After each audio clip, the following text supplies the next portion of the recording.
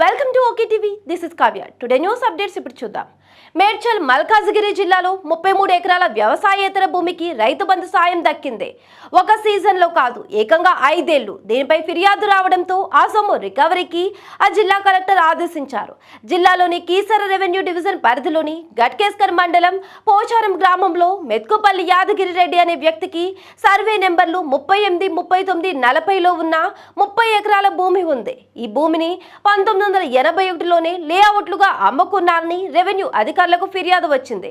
దీనిపై చర్యలు తీసుకోవాలని గత జూన్ నెల 29న గట్కేసర్ తహసీల్దార్కు ఆదేశాలు జారీ చేశారు.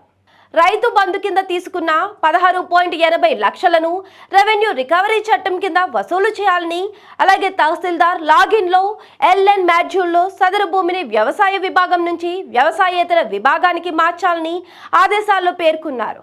కాగా ఈ ఉత్తర్వులు రాష్ట్ర వ్యాప్తంగా చర్చనీయాంశంగా మారాయి. మరి రాష్ట్రమంతటా ఇదే పద్ధతిని అనుసరిస్తారా అనే చర్చ జరుగుతుంది.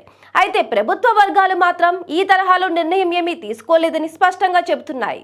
సాగు చేయని భూములకు సుమారు 26,000 కోట్లు. గత ప్రభుత్వం రైతు బంధు పథకం అమలు చేసే క్రమంలో ఎలాంటి షరతులు విధించలేదు.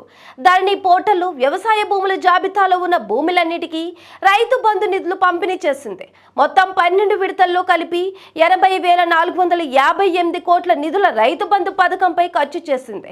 ఇందులో సాగుకు యోగ్యం లేని భూములు, రాళ్లు, రప్పలు, కొండలు, గుట్టలు ఉన్న భూములు, రియల్ ఎస్టేట్ వెంచర్లకు 25,672 కోట్లు పంపిణీ చేసినట్లు ఈ ప్రభుత్వం లెక్కలు తేల్చింది. ఇంత ప్రజాధనం దుర్వినియోగమైందని వెల్లడించింది.